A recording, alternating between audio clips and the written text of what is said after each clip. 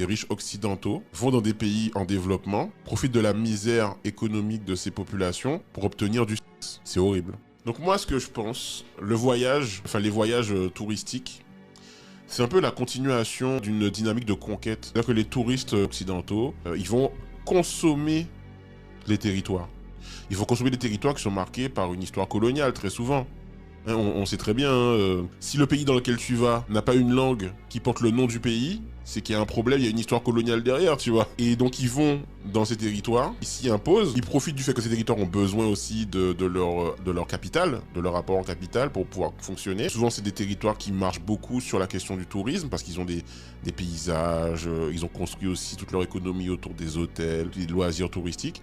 Et donc ils arrivent en terrain conquis et sans avoir la conscience du passé de ces territoires et des difficultés présentes dans les territoires. Parce que l'économie est souvent captée aussi par des intérêts étrangers, hein, les hôtels, les compagnies aériennes, les agences de voyage, c'est pas forcément des locaux hein, qui ont ça. Les locaux, ils doivent performer leur existence, leur exotisme, mais qui possèdent les hôtels, qui possèdent les parcs d'attractions, les compagnies aériennes, les agences de voyage, tous ces trucs-là, ben, c'est souvent des capitaux du Nord. C'est-à-dire que les gens du Nord ont les moyens de venir dans les pays du Sud et de privatiser des plages, mais jamais les gens de Thaïlande viennent en France et sont accueillis de la même manière. On n'en parle même pas du tourisme qui est vraiment pour moi le summum du néocolonialisme. C'est-à-dire que des riches européens